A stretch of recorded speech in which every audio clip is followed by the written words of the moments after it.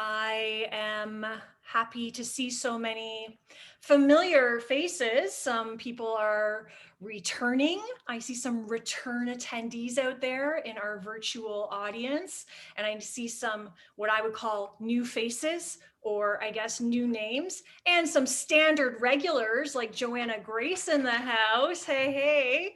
Thank you so much for being here this evening. Yes, this is our fourth enhanced play reading. And what makes it so enhanced is props, costumes, virtual backgrounds, and not just that, tonight, for the first time ever, ladies and gentlemen, we are also experimenting with a soundscape, a little soundtrack to help bring the world of the play to life.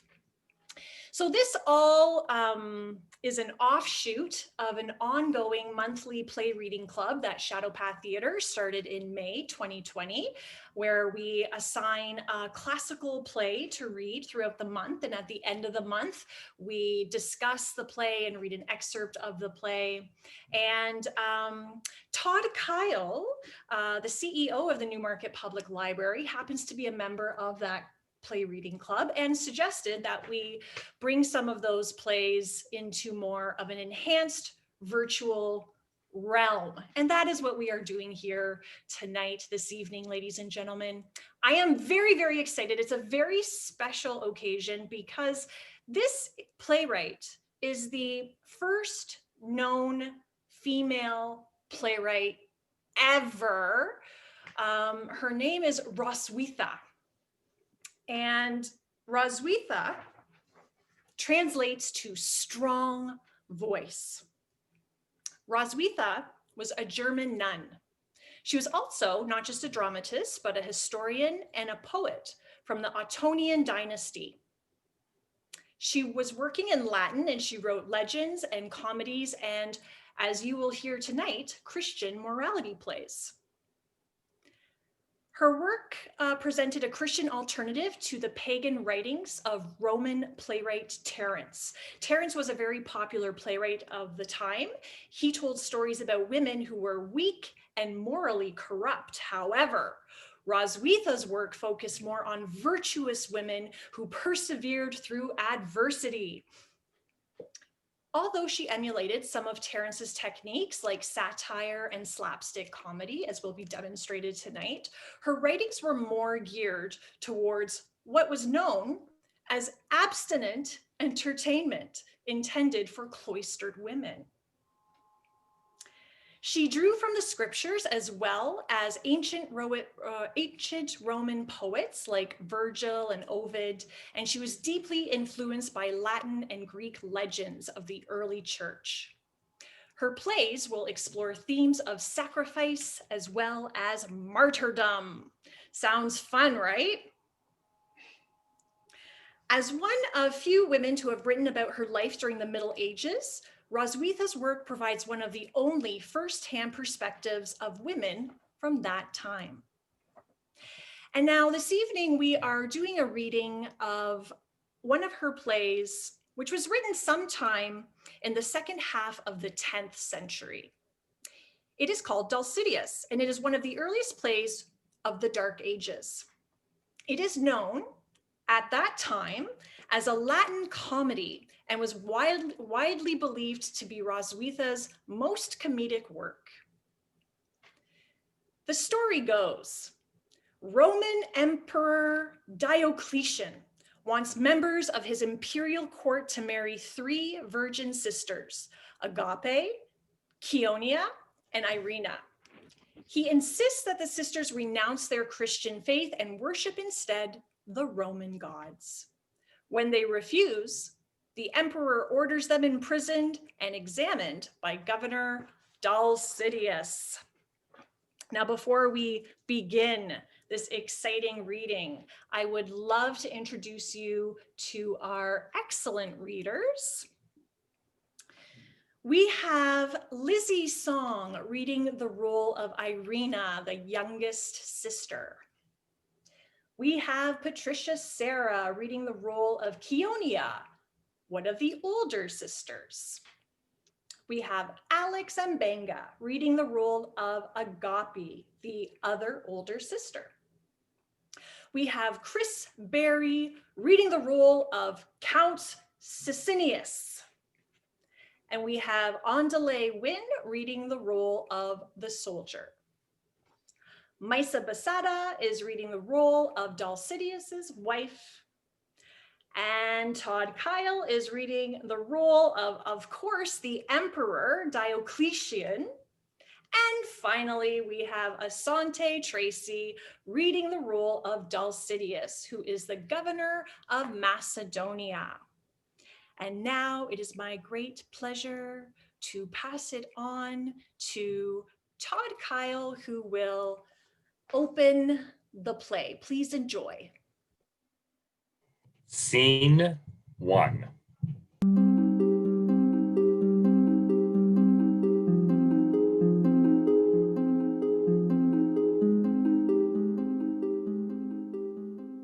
The pure and famous race to which you belong, and your own rare beauty, make it fitting that you should be wedded to the highest in our court. Thus we decree, making the condition that you first promise to deny your Christ and sacrifice to the gods. We beg you not to concern yourself about us, and it is useless to make preparations for our marriage. Nothing can make us deny the name that which all we should let our purity be stained. What does this madness mean? What side of madness do you see in us? It is clear enough. And what way are we mad? Is it not madness to give up practicing an ancient religion and run after this silly new Christian superstition? You are bold to slander the majesty of Almighty God. It is dangerous. Dangerous? To whom? To you. And to the state you rule. The girl raves. Take her away. My sister does not rave. She is right. This Maenad seems even more violent than the other. Remove her also from our presence, and we will question the third. You will find her as rebellious and as determined to resist. Irina, you are the youngest in years. Show yourself the oldest in dignity. Pray, tell me how. Bow your head to the gods and set an example to your sisters. It may rebuke and save them. Let those who wish to provoke the wrath of the Most High prostrate themselves before idols. I will not dishonor this head, which has been anointed with heavenly oil, by abasing it at the feet of images. The worship of the gods does not bring dishonor to those who practice it, but on the contrary, the greatest honor. What could be more shameful baseness? What baser shame than to venerate slaves as if they were lords? I do not ask you to worship slaves, but the gods of princes and the rulers of the earth. A god who can be bought cheap in the marketplace. What is he but a slave? Enough of this presumptuous chatter. The rack shall put an end to it. That is what we desire. We ask nothing better than to suffer the most cruel tortures for the love of Christ. Let these obstinate women who dare to defy our authority be taken with chains and thrown into a dungeon. Let them be examined by Governor Dulcidius. Soldiers, produce your prisoners. Ones you want are in there. Oh, ye gods, these girls are beautiful. What grace, what charm. Perfect. I'm enraptured. No wonder. I am in love. Do you think that they'll fall in love with me? From what we know, you will have little success. Why? Your faith is too strong. A few sweet words will work wonders. You despise flattery. Then I shall woo in another fashion, with torture. They would not care. What's to be done then? That is for you to find out. Lock them in the inner room, the one leading out of the passage where the pots and pans are kept. Why there? Well, I can visit them oftener. It shall be done. Scene 3. What can the prisoners be doing this hour of night? They pass the time singing hymns. Let us approach. Now you can appreciate their silver sweet voices in the distance.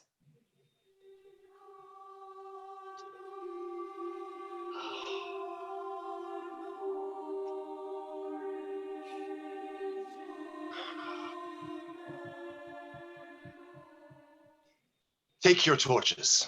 Guard the doors. I will go in and enjoy myself in those lovely arms. Enter. We wait for you out here. Scene 4.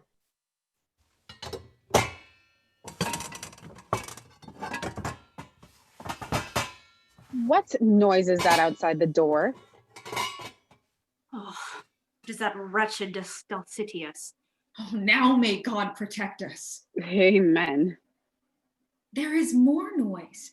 It sounds like the clashing of pots and pans and fire irons. I will go and look. Come quick and peep through the crack of the door. Wait, what is it? Oh, look. He must be out of his senses. I believe he thinks he is kissing us. What is he doing? Now he presses the saucepans tenderly to his breast. Now the kettles and frying pans. Oh, he is kissing them hard. How absurd. His face, his hands, his clothes, they're all black as soot. I'm glad. Look, he's going now. Let us watch the soldiers and see what they do when he goes out. Scene 5.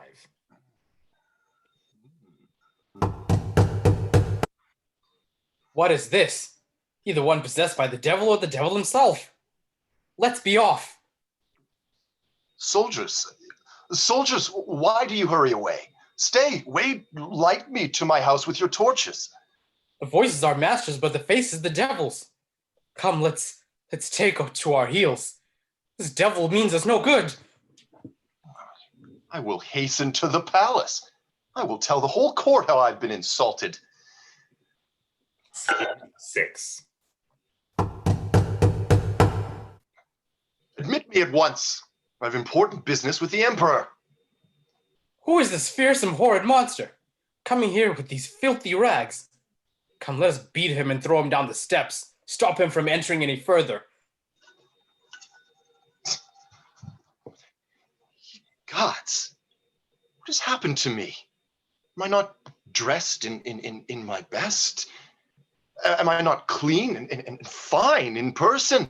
And yet everyone who meets me expresses disgust at the sight of me and treats me as if I were some foul monster. I will go to my wife. She will tell me the truth. Aye, but here she comes.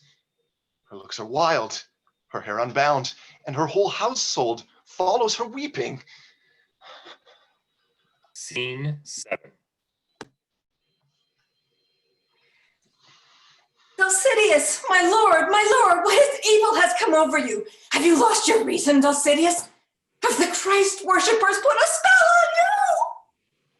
Oh, see, now at last I know those artful women have made an ass of me. Troubled me most and made my heart ache. was that you should not know there was something amiss with you. Oh, those impudent wenches shall be stripped and exposed naked in public. They shall have a taste of the outrage to which I have been subjected. Scene 8.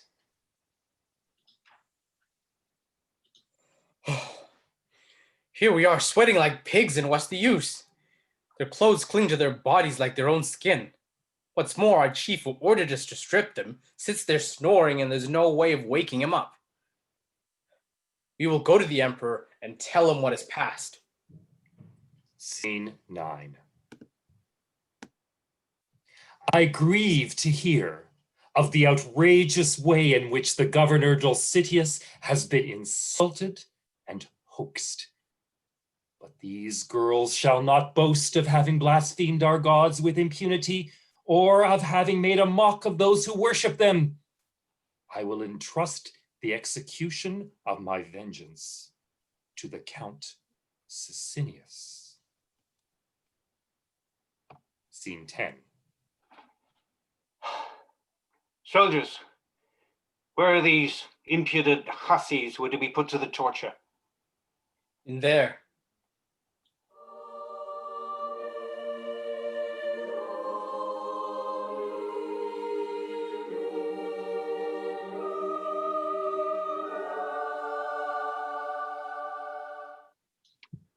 Keep Irina back and bring the others here.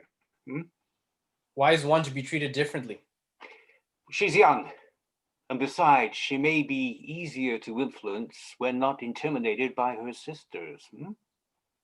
That may be so. Scene 11.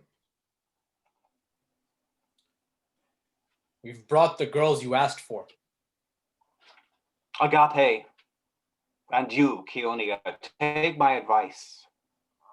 And if we do, what then? You will sacrifice to the gods. We offer a perpetual sacrifice of praise to the true God and the eternal Father, to his Son, co-eternal, and to the Holy Ghost.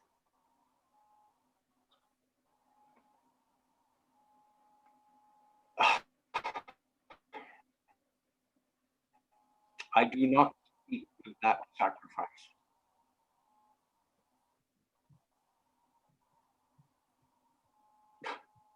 That is prohibited on pain of the most awful tortures.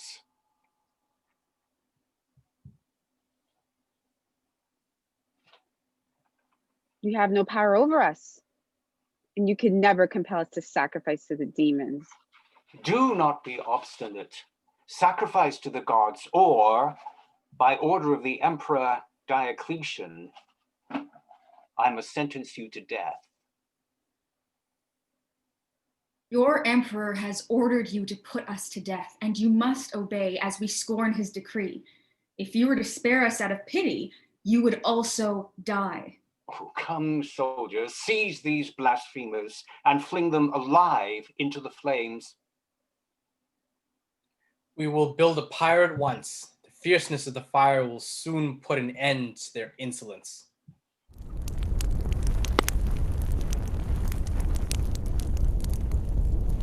O Lord, we know thy power. It would not be anything strange or new if the fire forgot its nature and obeyed thee. We are not weary of this world, and we implore thee to break the bonds of the chain of our souls, and to let our bodies be consumed, that we may rejoice in heaven. Oh, wonderful, most wonderful. Their spirits have left their bodies, but there's no sign of any hurt. Neither have their hair nor their garments, much less their bodies, have been torched by the flames. Bring Irina here. There she is. Scene 12. Irina, take warning from the fate of your sisters and tremble, for if you follow their example, you will perish. I long to follow their example and to die. Yield. Share their eternal joy. Yield. I will yield to no man who persuades me to sin. If you persist in your refusal, I shall not grant you a swift death. I shall eke it out, and every day I shall increase and renew your torments. The greater my pain, the greater my glory. I know you are not afraid of torture, but I can use another means which will be abhorrent to you. By Christ's help, I shall escape from all you can devise against me. I can send you to a house of ill fame where your body will be abominably defiled. Better far that my body should suffer outrage than my soul. When you are dishonored, you are forced to live among harlots, you can no longer be numbered among the virgins. The wage of sin is death. The wage of suffering a crown. If the soul does not consent, there is not guilt. In vain I try to spare her and show pity to her youth. We could have told you as much. She's not frightened and nothing can make her worship the gods. I will show her no more mercy. That is the only way to deal with her. Have no pity.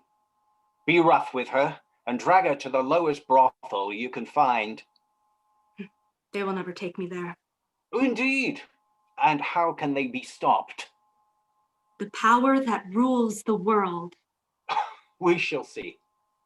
Yes, sooner than you will like. Soldiers, do not let the absurd prophecies of this woman interfere with your duty. We're not likely to be frightened by a slip of a girl. You'll carry out our orders at once. Scene 13. Who are these soldiers hurrying towards us? They cannot be the soldiers who took away Irina, yet they do resemble them. Yes, these are the men. Why have you returned so suddenly? Why are you panting for breath? We ran back to find you. Where's the girl? On the crest of the mountain. What mountain? The mountain yonder. Nearest to this place. Oh, fools! Madmen, have you lost your senses? What's the matter? Why do you look at us so threateningly and speak to us with such anger? May the gods curse you with their thunder. What have we done?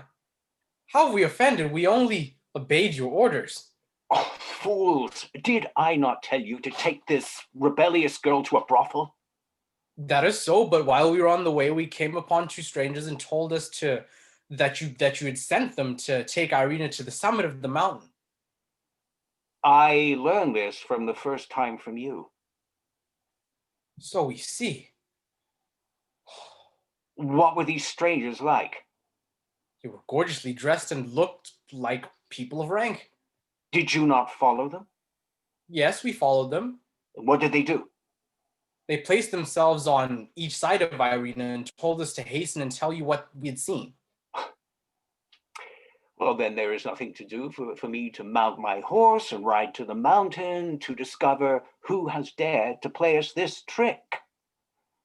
We will come too. Scene 14.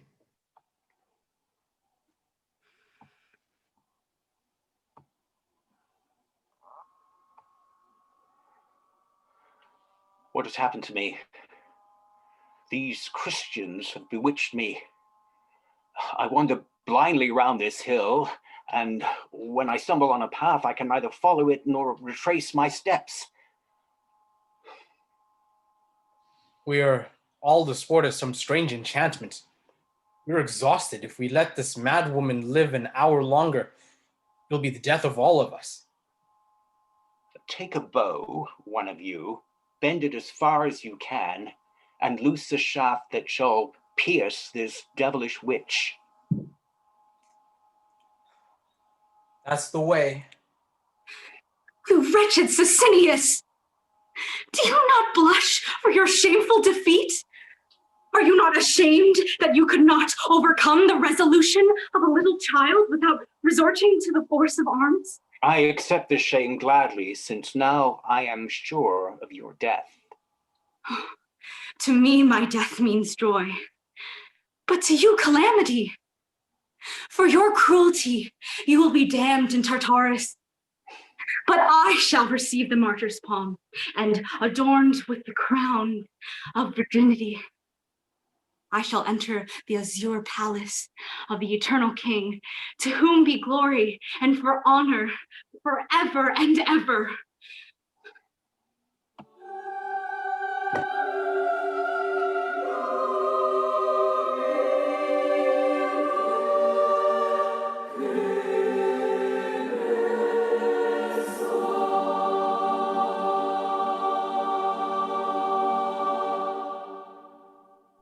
End of play.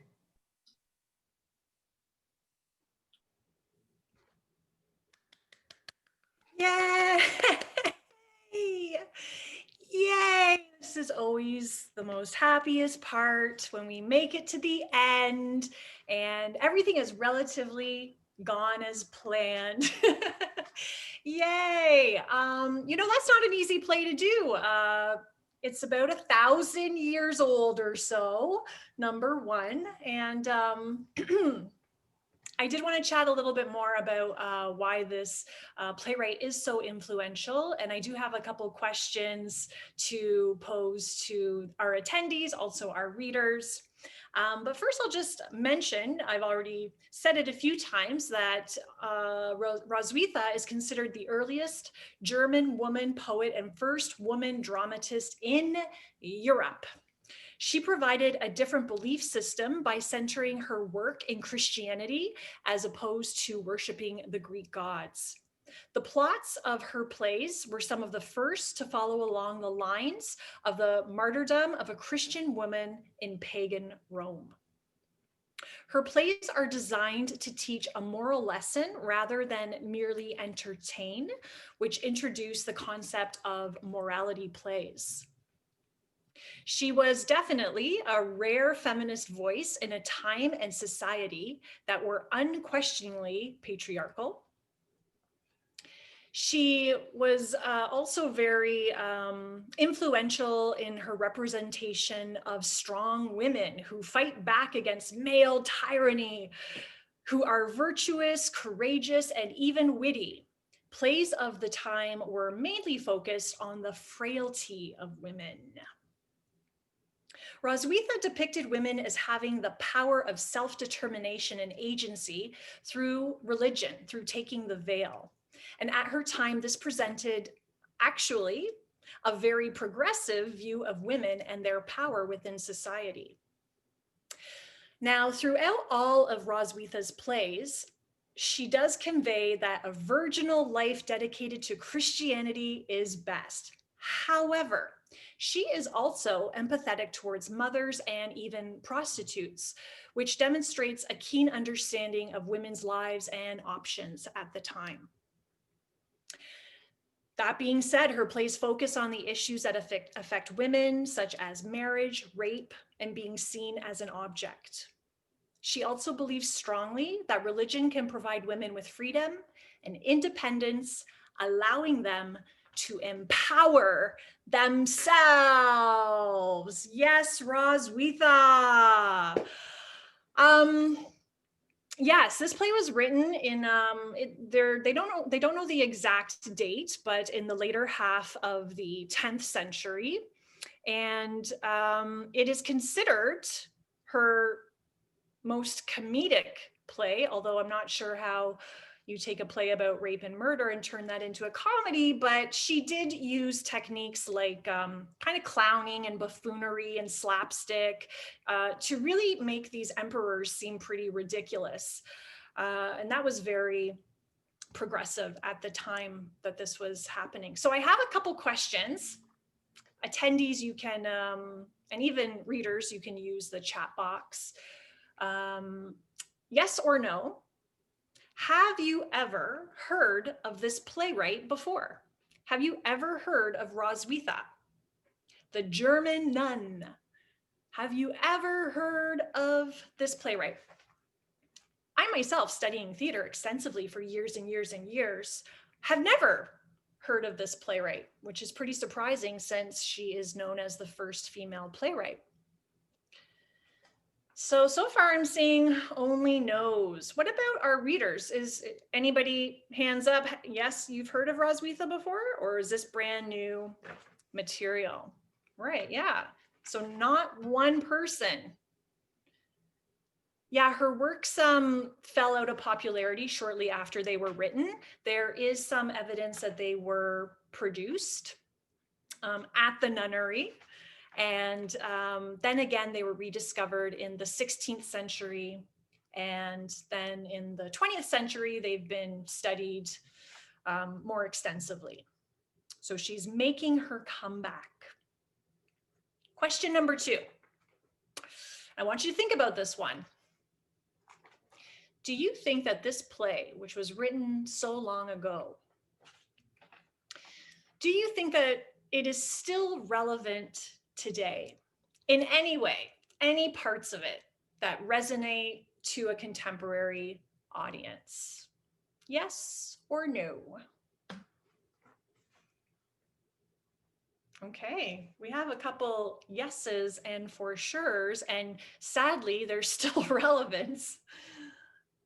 A little, yeah. I mean, the style of this piece is, it's very stylized. And it's sometimes a little bit inaccessible in that way. But what do the readers think? Why don't we start with wife of Dulcidius, Mysa? What do you think about the relevance of this play in it today? I think it's still deeply relevant. I mean, not in the way that she wrote it, but in the way that this powerful man feels like these women are his objects. And I like the way she flipped that. Like he attacked objects when he was thought of the women as objects. That was really well done. So so that he thinks women are objects, and that rape is just like a sort of a fun pastime. You know, like, yeah, it's still relevant. And then the wife defends him. Yes, but I actually think that I was actually thinking about the role of the wife, because she comes in for just a brief moment.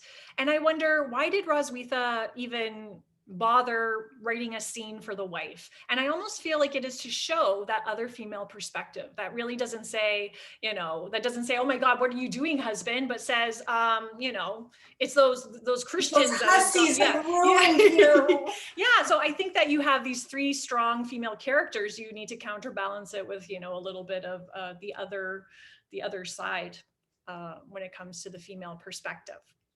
Anybody else think about the relevance so as far as our readers go? Todd, Kyle, what do you think about the relevance of the play? It's funny. It's hard to get your head around the idea that the idea of being respected for your virginity was a liberating thing for women at the time. But I understand it's hard for us to relate in the 21st century.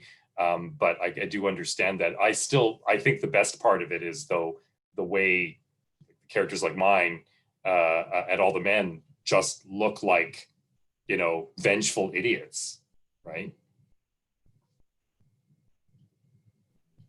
Yes, definitely. And now this play of hers is known as her only comedy, but also it's also known as her worst written play.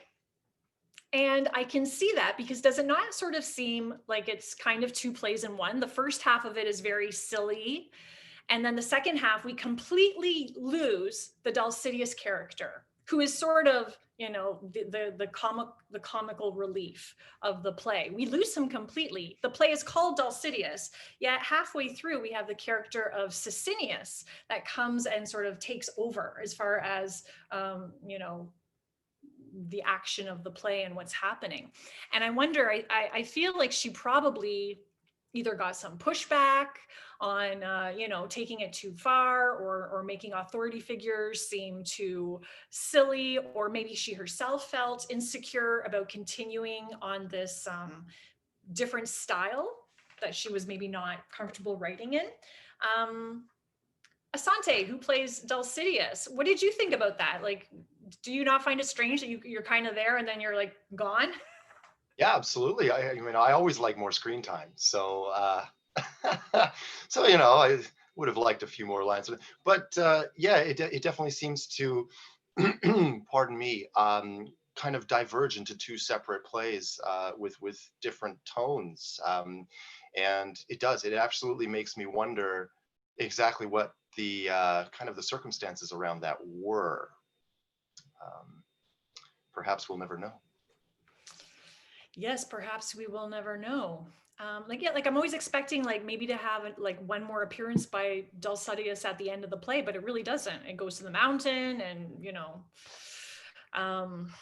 Irina meets her fate. Now, that being said, next question. Sometimes I like to think about plays as like there's winners and there's losers. At the end of the play, who wins? Who loses? So, attendees, readers, who wins at the end of this play? Who is the winner or winners?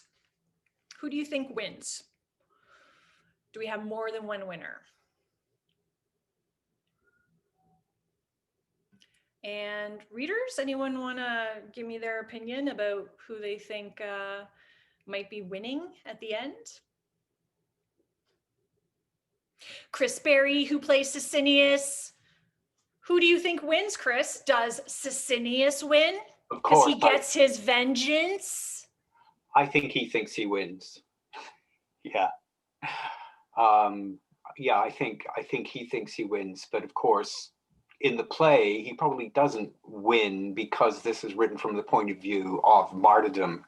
And so therefore, the people who will be watching this play would have been thinking that the women won because they stayed true to their ideals. So he was misguided in his belief, I think. But certainly he thinks I think he's a little shaken because he's being told he's going to go to Tartarus. And, he's going to go to hell.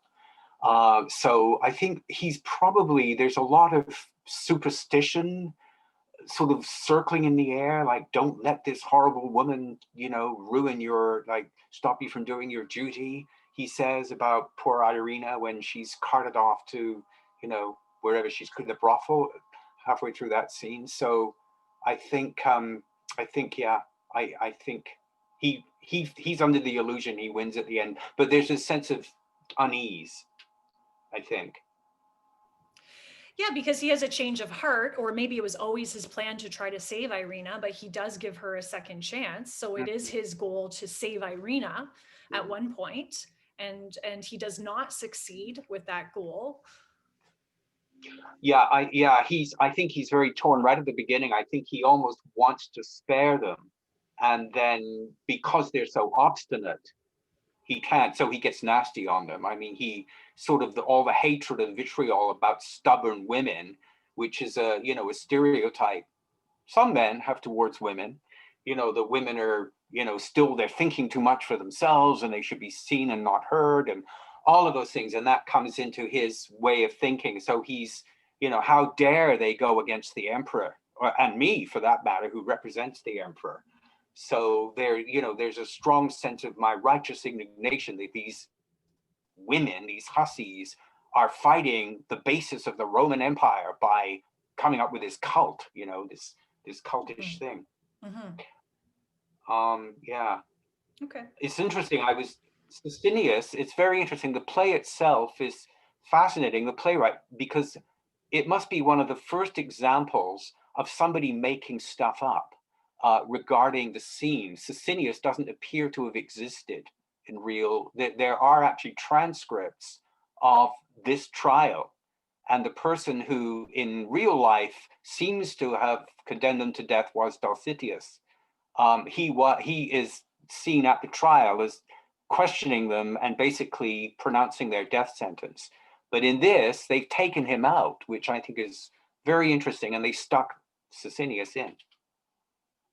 So yeah, and I that's what I wonder about. I wonder why they chose to do that, especially since you're right, Dulcidius does have a historical relevance, and this does take place, or it is inspired by real events that happened, I believe, in the turn of the 4th century. So Yeah. she is taking some artistic liberties. I'm just not entirely sure why that is, but I guess we'll never know the backstory of Roswitha and Dulcidius. So yeah, we're saying that I think the consensus is that the sisters win. I mean, they stuck to their guns. They achieved their objective right from the top of the play. They never wavered. They weren't wishy-washy like the men wanting this, wanting that, wanting death, wanting power. And some people say there are no winners. Well, it's a pretty intense ending, that's for sure. What about themes? Themes of the play. I did mention at the top sacrifice, martyrdom. Are there any other themes that you think are pretty prominent that really stand out that Roswitha was really trying to like narrow in on? Integrity, yes. Yes, Lizzie? I think change in society too. And I think that's what also makes this play relevant today. Like you're looking at three women who are standing at the precipice of a change in society and they're standing for what they believe in. And you have the government saying, no, we have the power and we don't want you to do that. So yeah. Yes, good point. We have integrity, we have resilience, we have faith. Maisa? Yeah, I wanted to come on the faith thing as well, with the two young strangers who told us you had sent them to take Irina to the summit of the mountain. What are those angels? Like, you do God's bidding and God will, so that. Authenticity is also another big theme in this. Like these women stuck to their beliefs, like they never back down, especially to these men who think they're higher than everyone and they have their own ego. So the fact that these women stuck to their beliefs, especially in a time like that, is really powerful. Yeah, definitely. I also had power. I think there's a lot of power struggles here. That one is pretty prominent throughout the scenes of the play. Yeah, I was going to say, I would like to echo that the one that stood out for me probably most is the abuse of power, or the imposition of power upon, from the political figures, the men, upon the women. Mhm. Sure, and that happens, and that's a theme that's definitely relevant to today. I mean, there's power struggles. We just witnessed one south of us, in the south of the border. So I think I need not say more, but definitely a powerful theme. Definitely, yeah. And I think it's in the themes that makes this play relevant. So I totally agree. So finally, and also if there's any questions from our attendees, you can always ask them in the chat box. I'll just pose this to the readers.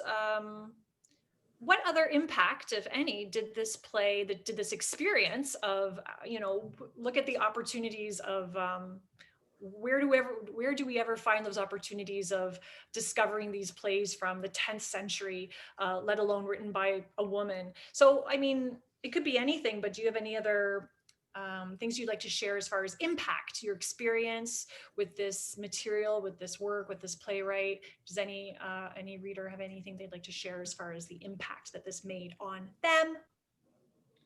Yeah, I can go really quickly. Yeah, you just mentioned the fact that, this is a 10th century play.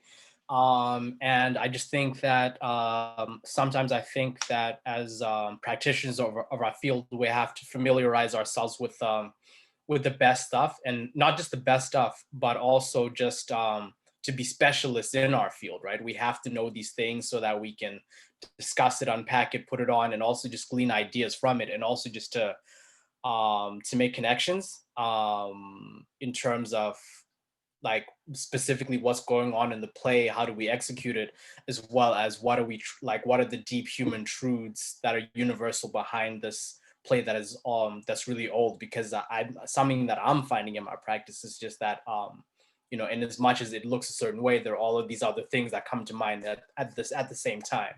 And doing these readings and, you know, exploring ancient works is something that you know, it's a great interest to me, but I'm sure that it helps us to learn, us as practitioners, and it helps the people who are attending as like it helps them to also reflect on these themes as well. And so we bring them into our world and vice versa, and we can engage like that. Yeah, I totally agree. Great comments. Anybody else from our readers? Impact of the play. I think, again, not to harp on the relevance of everything, but it's like very interesting. I know, especially during these tough times, people are saying like, oh, some are saying like, I'm very shocked, I'm very taken aback by it. But a lot of these like themes that come out have been happening through all of history. And it's like it was a very awakening thing to read, of seeing how people who are standing up to power, that cost them their lives. So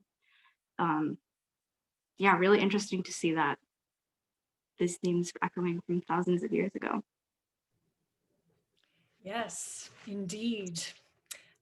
We have a question from Aaron, who asks, how did you change the background so seamlessly? We're happy that it looked seamlessly. And the background, the sound effects worked well. So maybe, Maisa, do you want to chat a little bit about so Maisa actually put together our whole soundscape, and it was her idea to, you know, find the music and the sounds to complement this story, which I think really was great. Maisa, you want to talk about how you did that? It was super fun thinking, like reading it and thinking, okay, what could happen here? Like, how do you use a sound to bring people, like, oh my God, they're at a dungeon, they're opening a door, they're closing a door, and like the music and stuff. So it was just a question of trying to make where we were tangible, because sound it really makes things, I think it helps set a tone much more than we can via this Zoom. And so it was just cool. It was cool to be able to set the tone and like create an atmosphere. 5 seconds is all it takes of bang, bang, bang, bang, bang. And you're like, what is going on here? Pots and pans. So like, it was really a fun thing to do that. Yeah, and I think Maisa also just shared her screen. And when you share your screen on Zoom, you have access to share your sound. And that's how she incorporated some of the sound, or all of the sound effects. As for the virtual backgrounds, I mean, that's always a bit of a learning curve. And, you know, we managed to do it successfully with everybody. And there's 3 characters that did have to change their virtual background for the last scene. Did you guys find that hard? Chris, what about you? I know this was a bit of a tech learning curve for you, this whole process. Yeah, I'm still back in the 20th century when it comes to computers. I felt a bit slow on the last background, the one that you see up on my screen right now. So I felt a little bit slow, but there was some technical issues, I thought, with freezing for me, but it was, apart from that, it was fine. And I don't know, I seem to be able to navigate it pretty well once I got the hang of it. Yeah. Yeah, exactly. It's a bit of a learning curve, but you just gotta keep practicing. And then Hortense, hi Hortense. Hortense asks, how many rehearsals did we have? We actually just met once last night, and we ran the I like to run do a reading just to see how long it's gonna take. So it's not like, you know, an hour and a half or something like that. It seems short, but you never know. So this one ran 20 minutes, which is great for this event. And we also just do a little bit of tech troubleshooting and maybe talk a little bit about some character work very briefly. Really, it's largely improvised, and it's sort of, you know, just be in the moment and go for it kind of event, I would say. Yeah, we're getting some good compliments out there. Well done. Everything, costumes, background, sound made me feel like I'm watching a play in a theater. Good. Well, hey, that's what we're aiming for in these times. The ultimate goal is to do these readings in real life. That would be lovely. Maybe we'll always keep some kind of virtual aspect going now that we're kind of building this program, but it would be nice to do both again, and hopefully sooner than later. I am gonna just in the chat here, I will just put the link to our website, shadowpaththeater.ca. If you're interested in joining our monthly play reading club, you can do so. It's kind of connected to this event as well. And this was a very different play than the one we did last month, which was, I believe, in the 1920s. So just 1,000 years in between. And we do have our next play reading coming up. I believe it's February 4th. And I am going to pass it back to Rob for some final words. But before I do that, I like to just finish with a little quote from Roswitha of Gandersheim, who once said, "Do not let apathy prevent you from seizing the moment. It matters not how wickedness has flourished. Divine grace can flourish still more abundantly." Rob. Thanks, Alex. That was great. And thanks, everybody. I'll be uploading a recording of this tomorrow to the Newmarket Public Library YouTube channel. So you'll be able to watch it again or share it with friends who might have missed it. And as Alex mentioned, the next play will be February 4th. It's the first Thursday of each month, and we'll be sending out information and advertising for that soon. So with that, I guess we will go ahead and end it. Thanks again, everybody, and see you next month. Bye.